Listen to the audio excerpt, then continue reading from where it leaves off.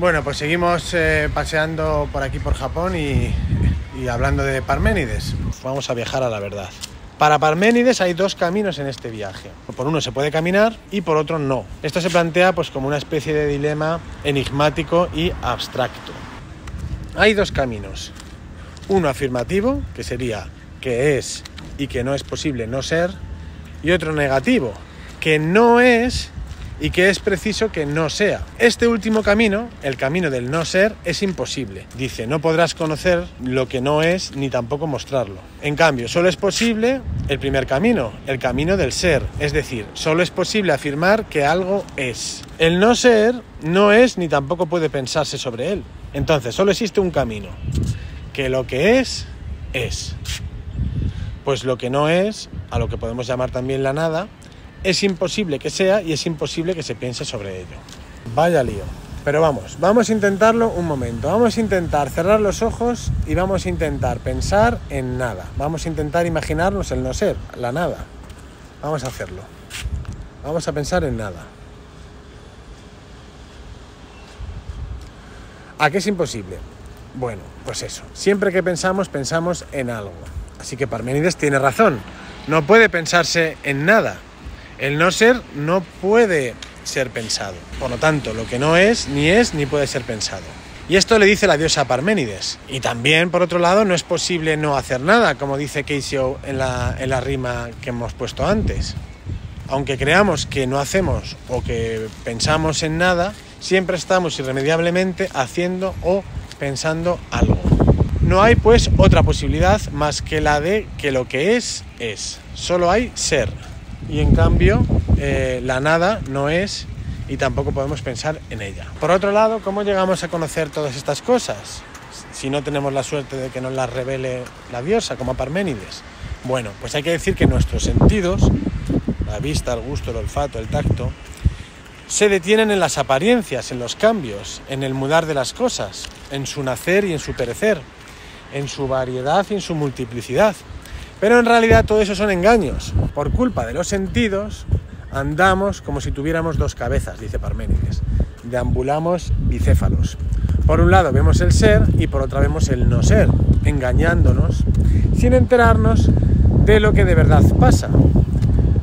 ¿Y qué nos muestra la razón? Que sería la contraposición a los sentidos. Pues lo que nos muestra la razón nos enseña precisamente que el no ser, la nada, no puede ser pensada ni expresada. No podemos pensar sin pensar en algo. No podemos decir sin decir algo. Tanto el pensamiento como la expresión necesitan tener un objeto, y ese objeto es el ser. ¿Cuáles son los atributos o características del ser? De aquello que es, de la realidad verdadera, que supera al engaño de nuestros sentidos. Bueno, pues sigamos leyendo el enigmático poema a ver qué dice la diosa.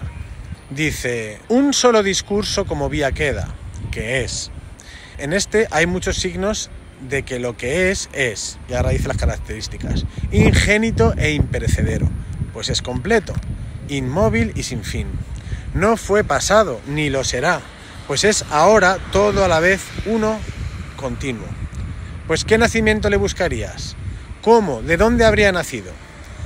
Ni voy a permitir que digas o pienses ha nacido de lo que no es, pues no es decible ni pensable lo que no es.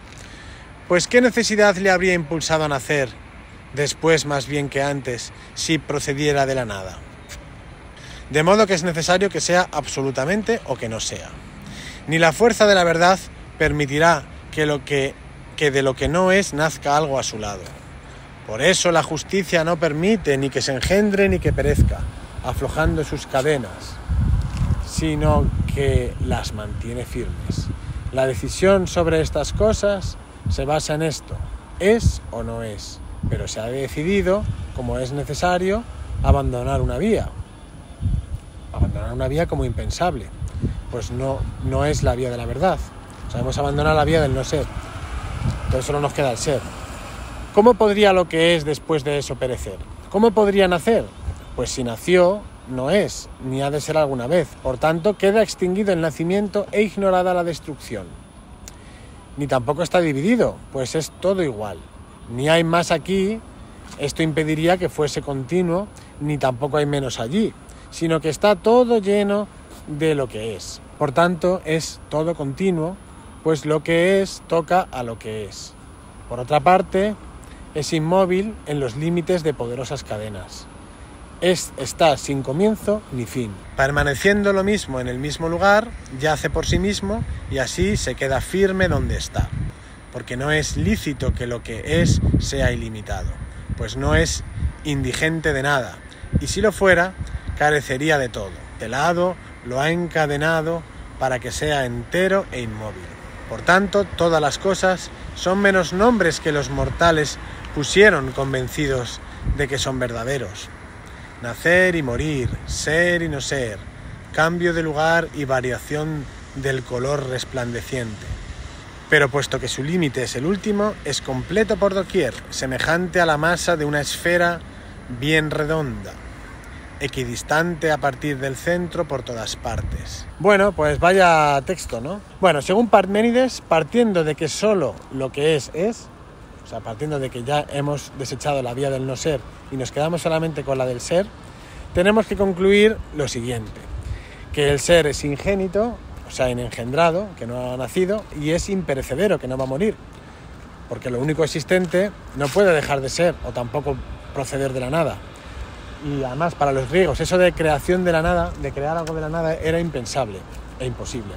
El ser, además, es indivisible, pues el vacío, la separación entre las cosas es no ser, por lo que no puede existir. Y el ser es homogéneo, no admite un ser más o un ser menos, sino que se es o no se es.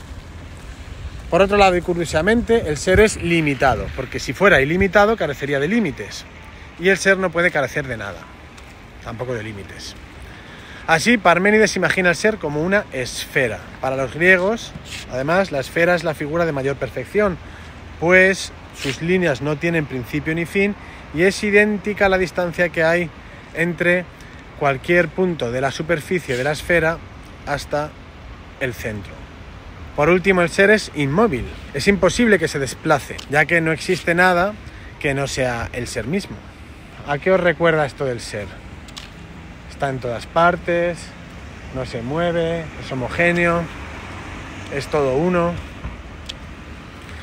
No sé, me recuerda un poco a Dios, ¿no? El ser es Dios. Bueno, os dejo.